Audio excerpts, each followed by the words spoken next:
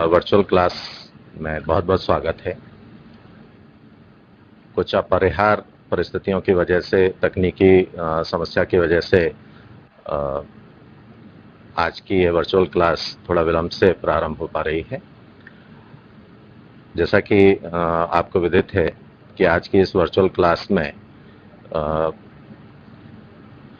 भारत पर अरब तुर्क आक्रमण विषय पर चर्चा की जाएगी और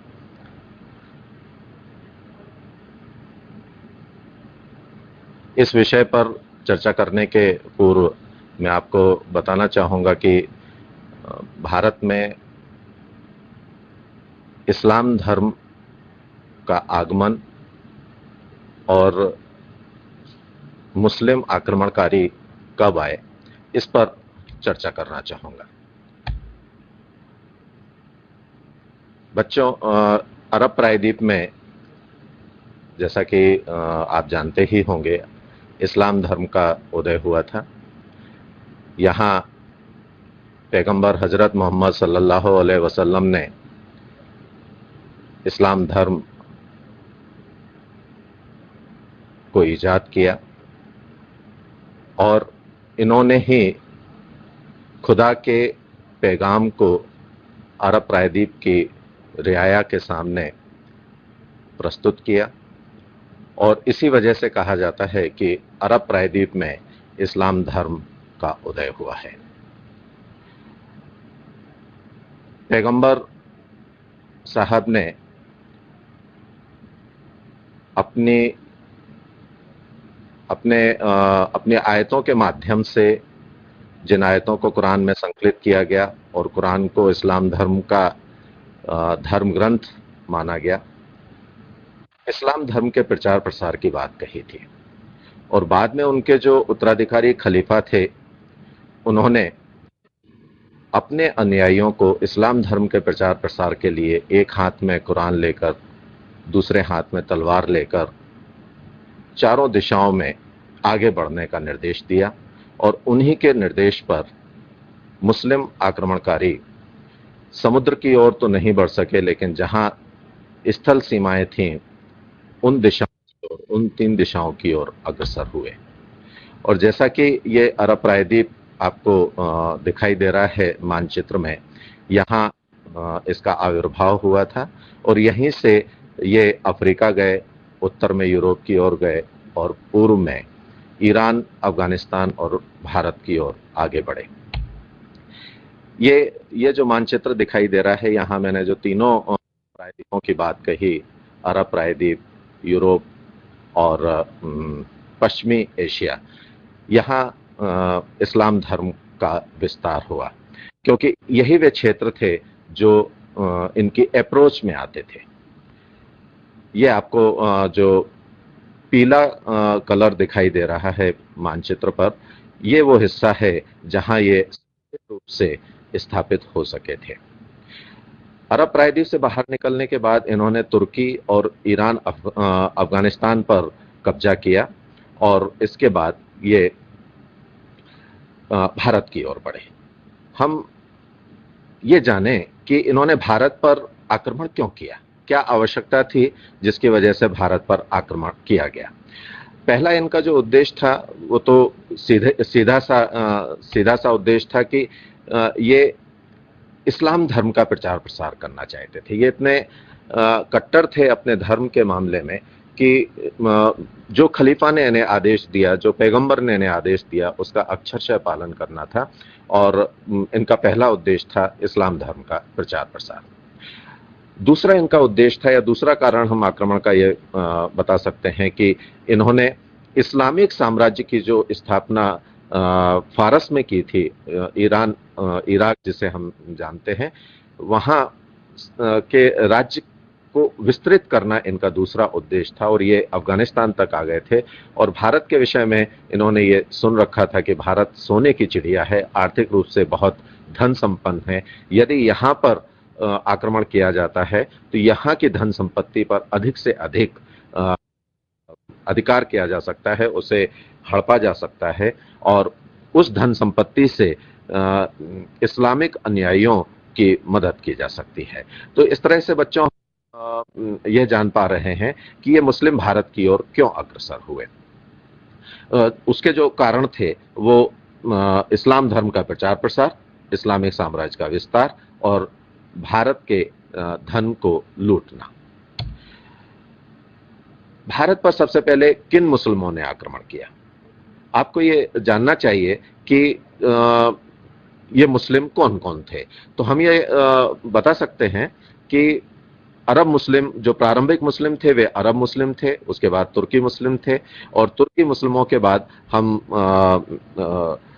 मुगल, खिलजी आदि, सैयद, लोदी, अलग अलग प्रकार के मुस्लिमों के बारे में पढ़ पाते हैं।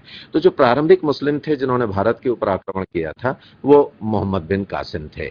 ये मोहम्मद बिन कासिम का एक चित्र आपके सामने है जो घोड़े पर विराजमान है, और इन्होंने बड़ी ही क्रूरता के साथ भारत के पश्चिमी हिस्से, जिसे सिंध मुल्तान का इलाका कहा जाता है, यहां पर इन्होंने आक्रमण किया था।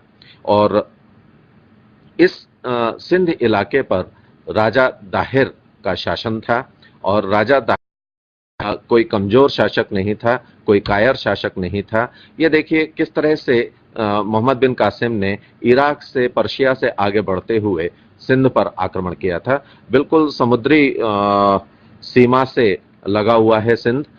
यहाँ बंदरगाह, कराची का बंदरगाह है, और इस क्षेत्र पर मोहम्मद बिन कासिम ने आक्रमण किया था।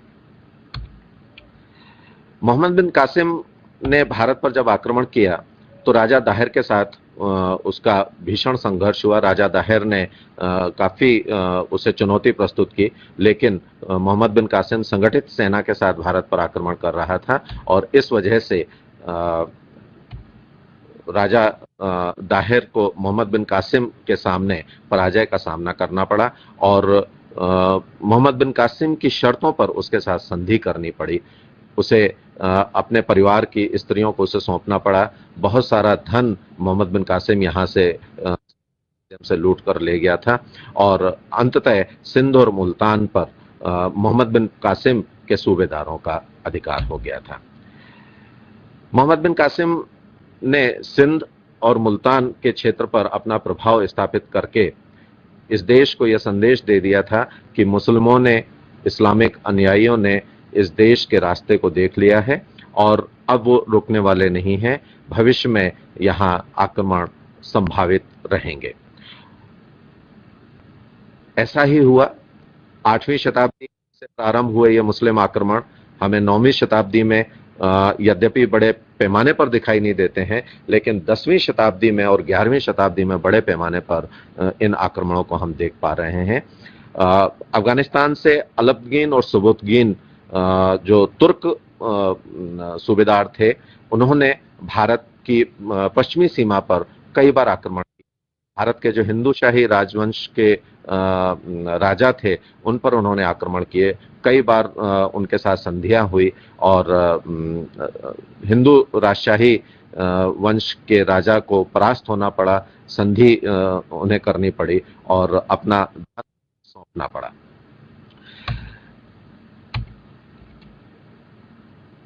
जो तुर्क आक्रमण उल्लेखनीय है वो है महमूद गजनवी के तुर्क आक्रमण। ये वो मुस्लिम आक्रमणकारी था जिसे हिंदुस्तानी कभी भूल नहीं सकते, जिसे भारतीय कभी विस्मृत नहीं कर सकते। क्यों? क्योंकि महमूद गजनवी ने भारत पर 17 बार आक्रमण किए थे। महमूद गजनवी ने 1000 ईस्वी से 1024-25 ईस्वी के मध्य लगभग 17 बार आक्रमण किए, और इन आक्रमणों में कुछ आक्रमण ऐसे थे जो भारत के हृदय स्थल पर किए गए थे, और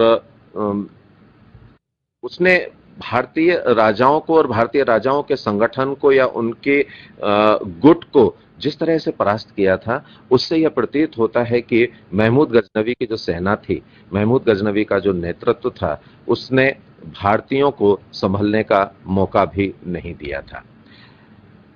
ये आप देख पा रहे हैं कि महमूद गजनवी ने भारत पर जो आक्रमण किए थे, राजा जयपाल पर, हिंदू शाही राजा जयपाल पर उसने आक्रमण किया और पेशावर का युद्ध हुआ था। इसके बाद उसने आनंद पाल के साथ युद्ध किया। इसी राजवंश से उन्होंने 1014 में त्रिलोचन पाल के साथ युद्ध किया था।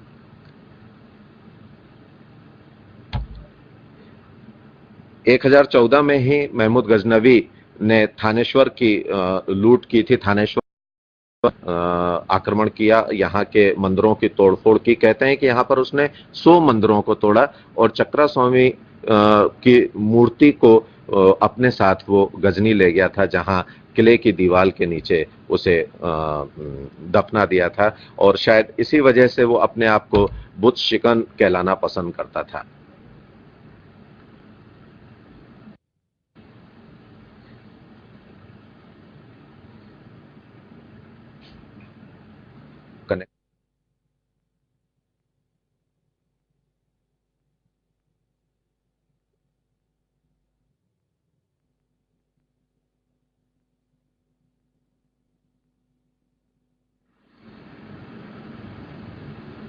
महमूद गजनवी आगे बढ़ा और उसने मथुरा पर भी आक्रमण किया।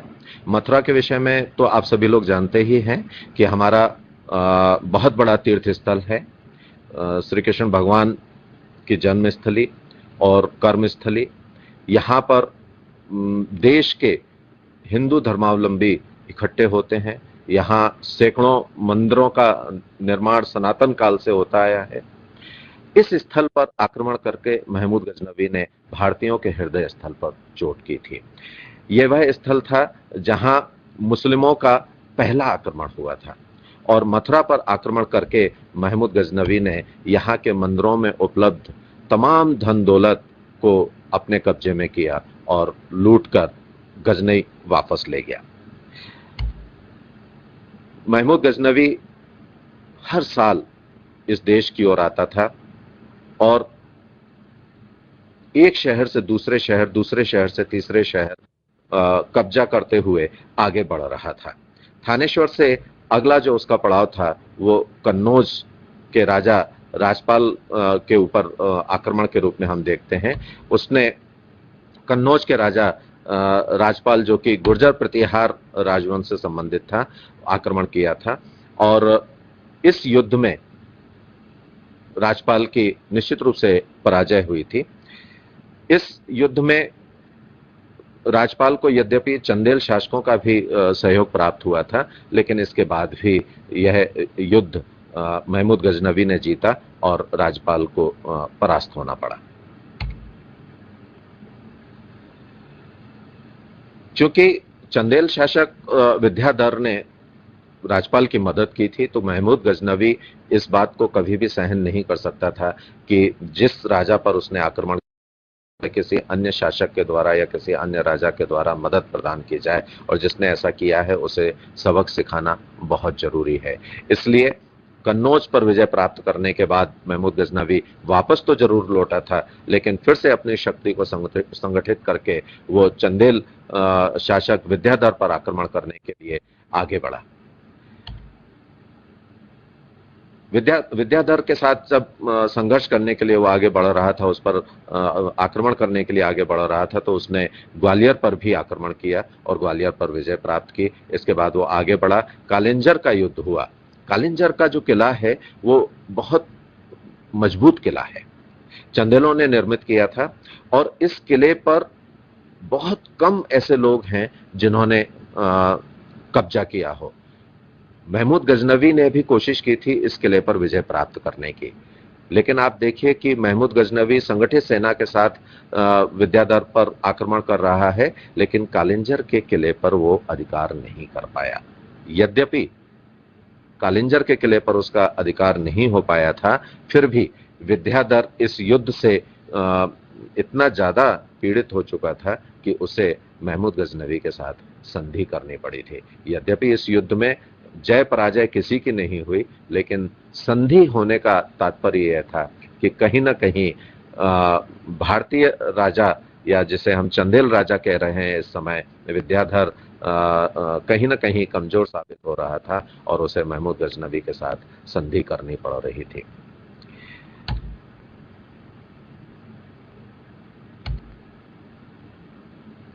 और जो सबसे महत्वपूर्ण आक्रमण हम देखते हैं महमूद गजनवी का, वो है सोमनाथ मंदिर पर आक्रमण, जो कि इसमें पीपीटी में आपको जो सन दिखाई दे रहा है वो गलत टाइप किया हुआ है। सोमनाथ पर 1024-25 में महमूद गजनवी का आक्रमण हुआ था और ये आक्रमण बहुत बड़ा आक्रमण था। सोमनाथ मंदिर पर आक्रमण करने का जो उद्देश्य था महमूद गजनवी का, सीधा सा उद्देश्य था कि वो एक प्रसिद्ध शिव मंदिर पर आक्रमण करके हिंदुओं की भावनाओं को चोट पहुंचाना चाहता था। और इस मंदिर के बारे में सुना गया था कि अकूत धन संपदा इस मंदिर में मौजूद है। जैसा कि आप देख पा रहे हैं, ये इसका वर्तमान स्वरूप है और ये जो चित्र है ये इसका पुराना चित्र है। महमूद गजनवी के द्वारा जो विध्वंस किया गया था इस मंदिर का, इस चित्र के माध्यम से आप देख सकते हैं कि किस तरह से यहां विनाश किया गया। आपको आश्चर्य होगा कि इस मंदिर में इतनी धन संपदा थी कि मंदिर का विध्वंस करने के उपरांत, मंदिर पर विजय प्राप्त करने के उपरांत, यहाँ की मूर्तियों को तोड़कर, यहाँ का सोने का फाटक लेकर महमूद गजनवी जब वापस लौट रहा था तो 1000 ऊंटों के साथ, 1000 ऊंटों की पीठ पर उस धन संपदा को लादा गया था और उसके साथ वो गजनी लौटा था। उसने उस सोमनाथ मंदिर के फाटक को गजनी के किले के द्वार पर लगाया था। आप समझ पा रहे होंगे कि सोमनाथ के मंदिर पर आक्रमण करके महमूद गजनवी ने किस तरह की सफलता प्राप्त की थी और किस तरह से भारतीयों के अहम को, भारतीयों की धार्मिक भावनाओं को आहत किया था, उन्हें चोट पहुंचाई थी, जिसकी वजह से, यही वो आक्रमण था जिसकी वजह से आज भी जो भारतीय हैं वो महमूद गजनवी को भूल नहीं पाए हैं। वो अपने आप को बुतशिकन कहलाना पसंद करता था। बुतशिकन का तात्पर्य होता है जो मूर्तियों का विध्वंस करता हो। ऐसा इस्लामिक व्यक्ति, ऐसा मुस्लिम व्यक्ति जो मूर्तियों का विध्वंस करता हो, उसे बुतशिकन कहा जाता था और वह अपने आप को बुतशिकन कहलाना पसंद करता था। उसका जो एक उद्देश्य था, खलीफाओं के माध्यम से जो संदेश उसे मिला था कि दारुल हर्ब को दारुल इस्लाम में परिवर्तित करना।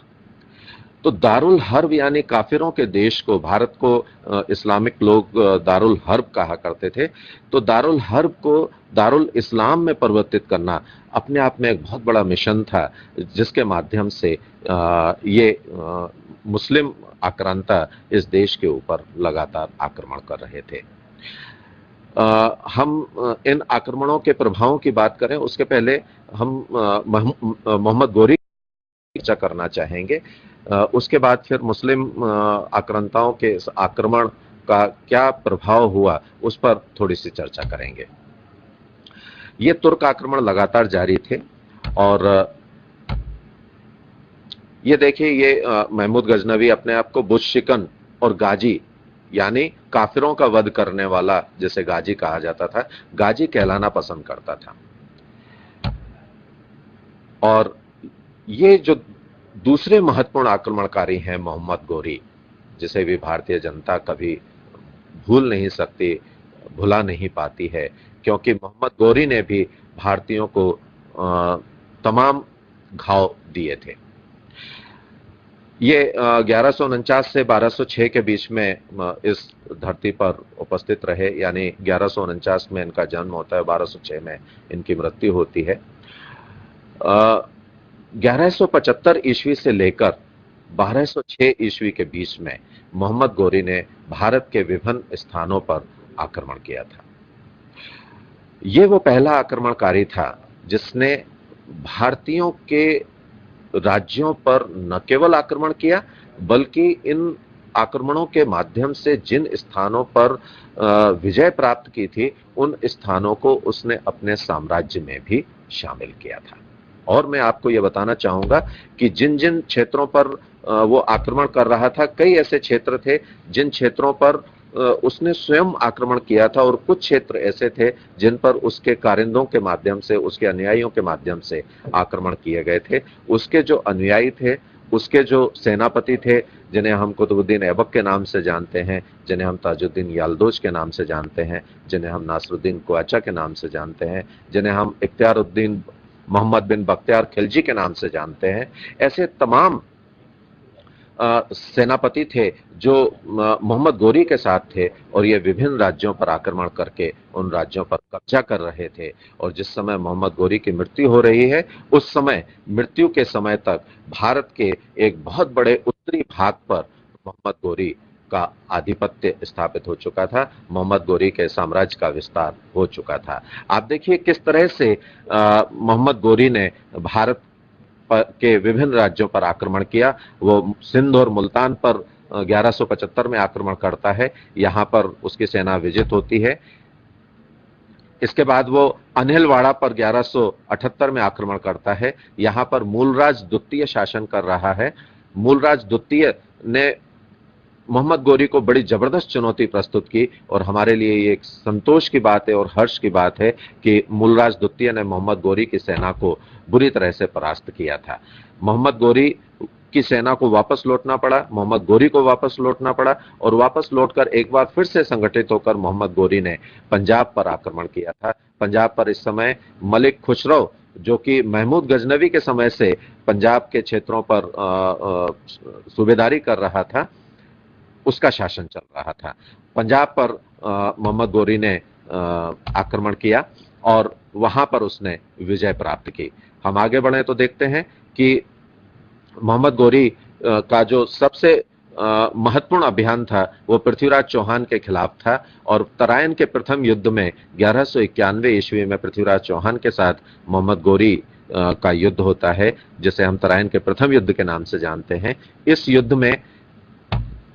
युद्ध में मोहम्मद गोरी की पराजय होती है और पृथ्वीराज चौहान विजित होता है। मोहम्मद गोरी इस पराजय को सहन नहीं कर पाता, वह अपनी सेना को फिर से शक्ति संवर्धन कर एक बार फिर से पृथ्वीराज चौहान पर आक्रमण करने के लिए आगे बढ़ता है, और इस आक्रमण के दौरान जो युद्ध हुआ था उसे तराइन के द्वितीय युद्ध के नाम से जाना जाता है, जो कि 1192 ईस्वी में हुआ था। और जैसा कि आप सभी लोग जानते हैं, हम जानते हैं कि पृथ्वीराज चौहान जो कि बहुत प्रभावशाली शासक था, चौहान वंशी शासक था, और इसने मोहम्मद गोरी के साथ भीषण युद्ध किया था, लेकिन अपने सहयोगी राजाओं के विश्वासघात के कारण और मोहम्मद गोरी की शक्तिशाली सेना के कारण पृथ्वीराज चौहान की सेना को पराजय का सामना करना पड़ा, और मोहम्मद गोरी की इस द्वितीय युद्ध में विजय हुई थी। जो अन्य महत्वपूर्ण युद्ध था वो चंदावर का युद्ध था, जो कि कन्नौज के राजा जयचंद्र पर आक्रमण करके किया गया था। इस चंदावर के युद्ध में जयचंद्र, यही वो जयचंद्र था जिसने पृथ्वीराज चौहान के साथ जो तराइन का द्वितीय युद्ध हुआ था, उस युद्ध में मोहम्मद गोरी की सहायता की थी। इसलिए जयचंद के इस कृत्य को विश्वासघात के रूप में भी जाना जाता है, और आज भी अगर किसी विश्वासघाती का नाम लिया जाता है तो उसे उसके मूल नाम से न पुकार कर यह कहा जाता है कि यह तो जयचंद्र है। चंदावर के युद्ध में जयचंद्र को मोहम्मद गोरी के सामने पराजय का सामना करना पड़ा, और उसने जो विश्वासघात पृथ्वीराज चौहान के साथ किया था या इस देश के साथ किया था, उसे उसका खामियाजा भुगतना पड़ा।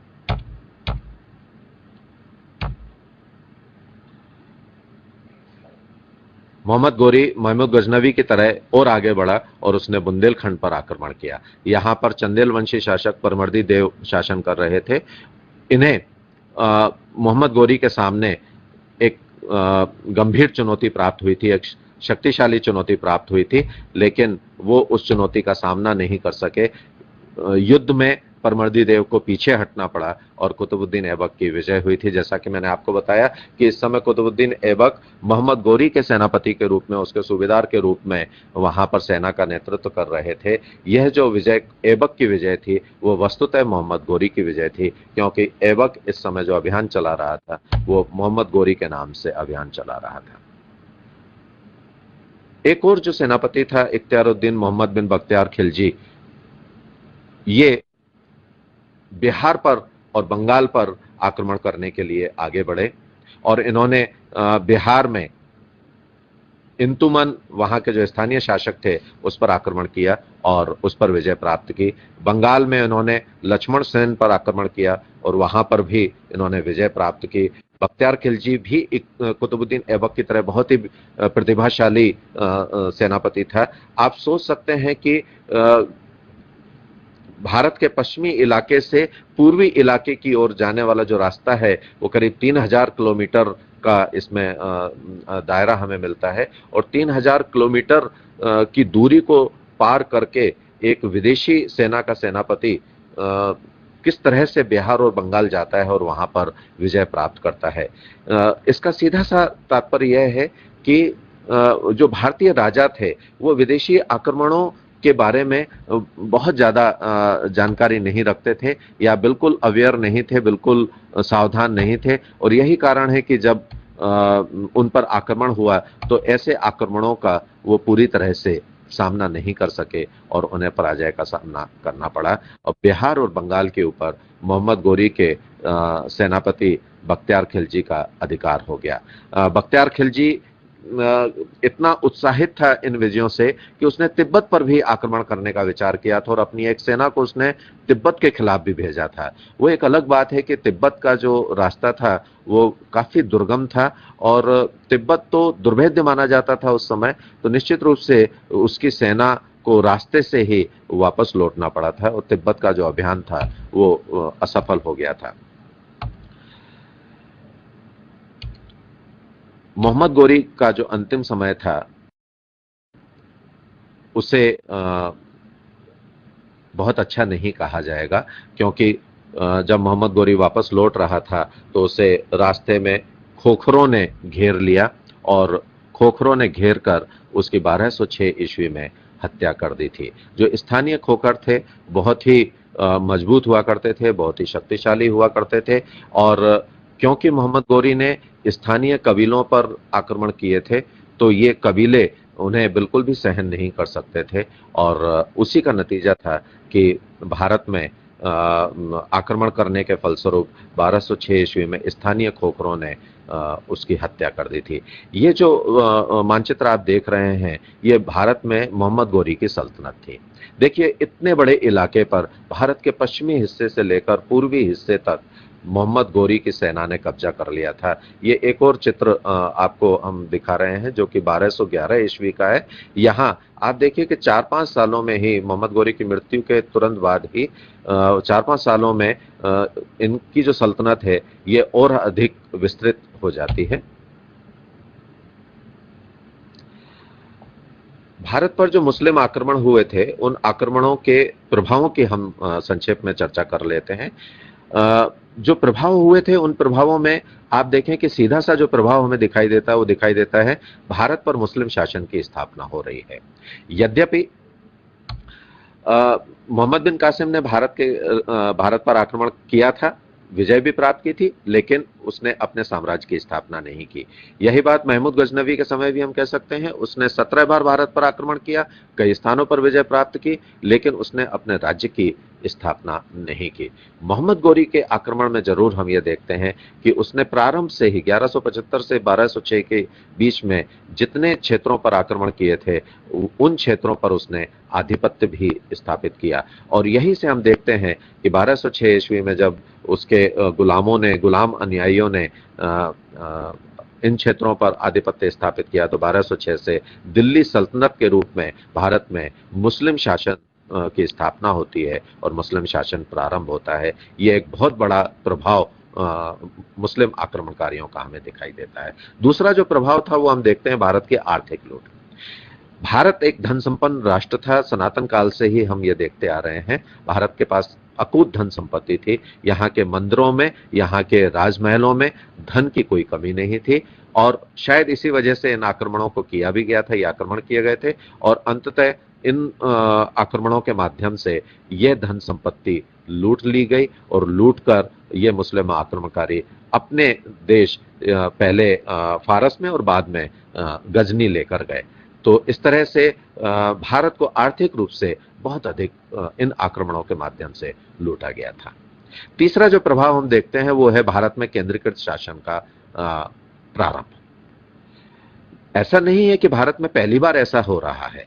हम चंद्रगुप्त मौर्य के समय में भारत में केंद्रीकृत शासन की बात करते हैं, देखते हैं, उसका उदाहरण देखते हैं। हम समुद्रगुप्त के समय में देखते हैं और चंद्रगुप्त द्वितीय विक्रमादित्य के समय में भी हम देखते हैं कि भारत में केंद्रीकृत शासन दिखाई दे रहा है। लेकिन ये जो केंद्रीकृत शासन था अल्प अवधि के लिए हमें दिखाई देता है, बहुत लंबे समय तक ये कायम नहीं रह सका था। लेकिन 1206 ईस्वी में जब दिल्ली सल्तनत की स्थापना होती है तो दिल्ली सल्तनत की स्थापना से लेकर और मुगल शासनकाल तक लगभग 500 वर्षों तक हम इस देश के अंदर केंद्रीकृत शासन की तस्वीर देखते हैं।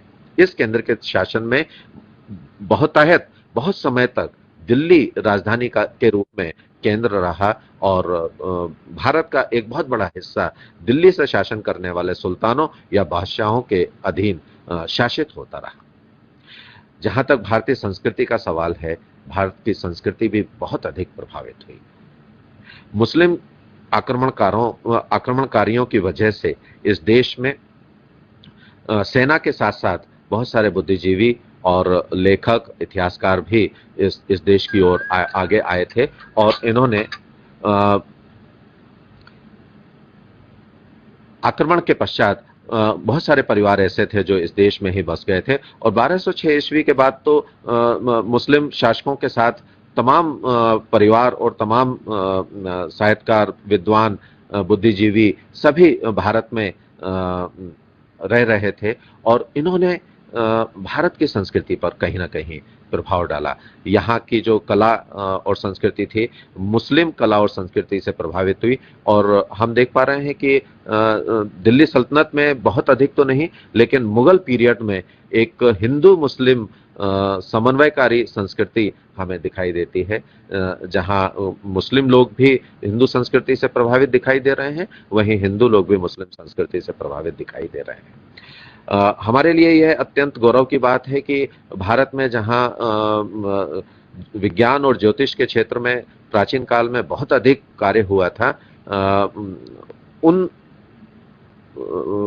सृजनात्मक कार्यों को ये मुस्लिम अपने साथ अरब प्रायद्वीप लेकर गए, फारस में लेके गए और वहां से ये सारा का सारा जो ज्ञान था, यहाँ से यह संस्कृति और ज्ञान की जो धारा थी वो अरब प्रायद्वीप से यूरोप पहुंची और फिर यूरोप के लोगों ने मध्यकाल में 16वीं 17वीं शताब्दी में इस ज्ञान को परिष्कृत करके सारे विश्व के समक्ष प्रस्तुत किया और वाही वाही लूटी। यद्यपि ये सारा का सारा ज्ञान और संस्कृति भारत के द्वारा प्राचीन काल में मुस्लिमों को प्रदत्त किया गया था और मुस्लिमों से यह ज्ञान यूरोप तक पहुंचा था।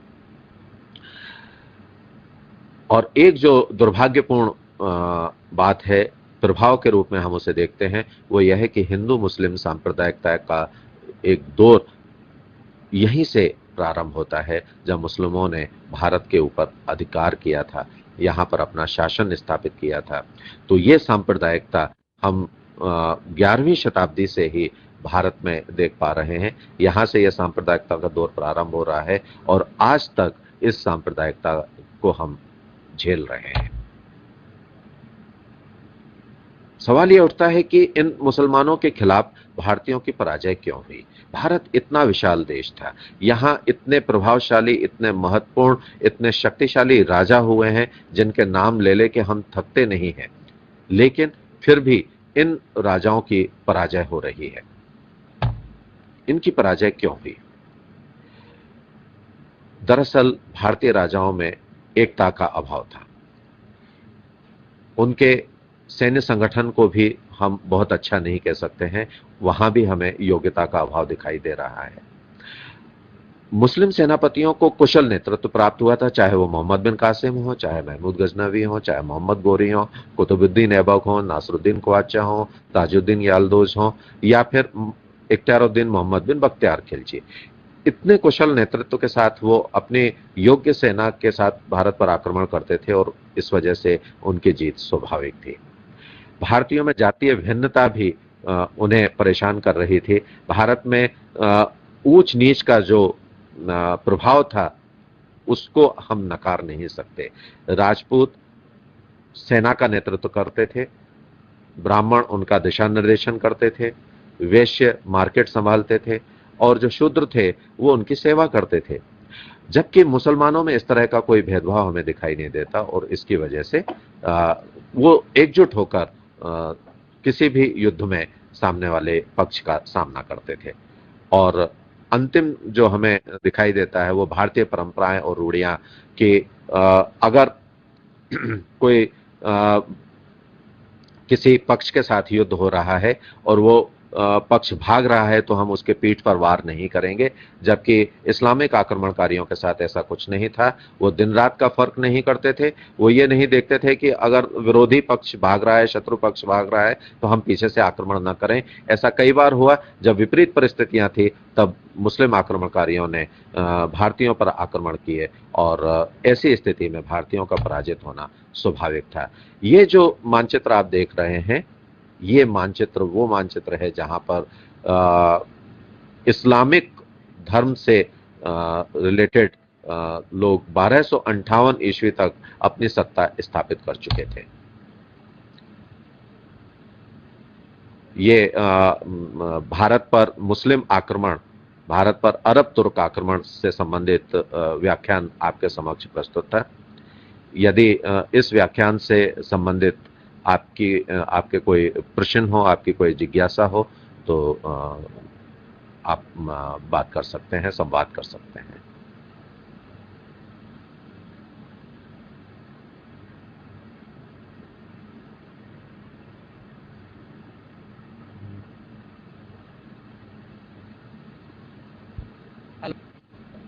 हेलो हेलो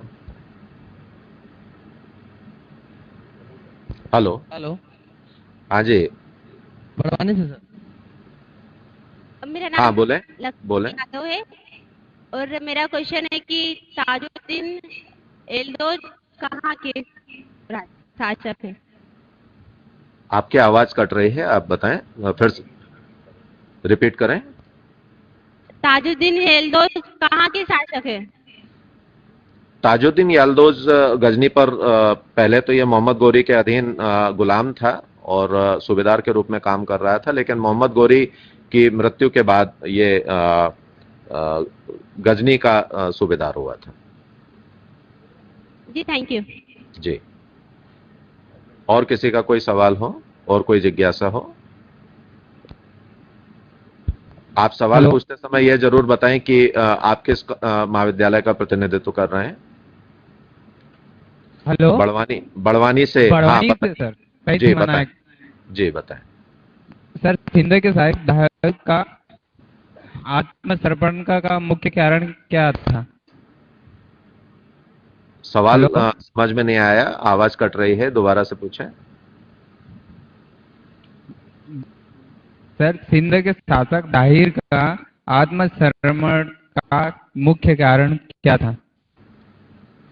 राजा दाहिर मोहम्मद बिन कासिम के सामने आत्मसमर्पण करने के लिए इसलिए मजबूर हुआ था क्योंकि मोहम्मद कासिम की जो सेना थी वो बहुत विशाल सेना थी और उसने बड़ी शक्ति के साथ राजा दाहिर पर आक्रमण किया था और निश्चित रूप से राजा दाहिर को आत्मसमर्पण करना था।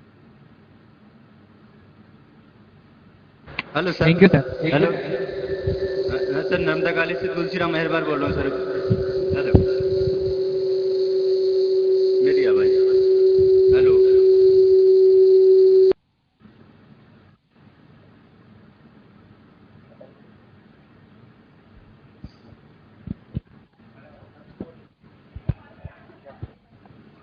सर। हेलो। Hello sir. हाँ हाँ बताएं। मैं बैतूल। हाँ सर, मैं ये पूछना चाहता हूँ कि जी। सर साल में और ईस्वी में इनमें बीच में कितने का अंतर रहता है? साल में, ईस्वी में? हाँ सर। नहीं, कौन से साल में? क्योंकि तमाम संवत और तमाम मतलब ईस्वी सन एक है और संवत तमाम है।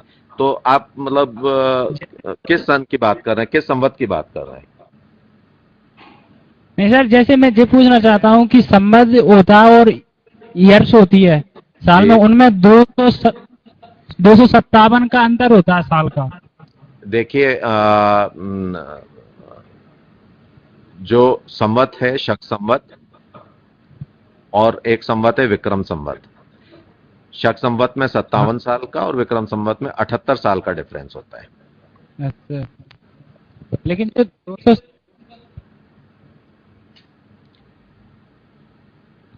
हेलो शिवप्री। सर। हाँ Shivpuri. Hello sir, hello. Betul से। हाँ बैतुल से बोले। सर मोहम्मद गौरी के पतन में ये खोखरो कौन थे सर? खोखर स्थानीय कबीलाई जनजाति थी जो भारत के पश्चिमोत्तर सीमांत प्रांत में रहते थे और काफी लड़ाकू थे। और यही कारण है, मैं आपको बताऊं कि जो विदेशी आक्रमणकारी भारत पर आक्रमण करने के लिए आते थे, तो खोखरों का जो बीच का प्रदेश होता था वहां से नहीं आते थे। या तो वो निचले क्षेत्र से आते थे या वो ऊपर वाले क्षेत्र से आते थे। तो खोखरों से वो बचने का प्रयास करते थे। लेकिन मोहम्मद गोरी की एक सेना ने जब खोखरों के प्रदेश से होकर भारत पर आक्रमण किया तो वो इस बात को सहन नहीं कर सके और उन्होंने जब सेना वापस लौट रही थी मोहम्मद गोरी की, तो उस समय मोहम्मद गोरी पर आक्रमण किया। और ये आक्रमण रात के समय हुआ था और मोहम्मद गोरी की खोखरों ने हत्या कर दी थी। Thank you sir. जी, बहुत बहुत धन्यवाद आप सभी लोगों को धैर्य के साथ मुझे सुनने के लिए।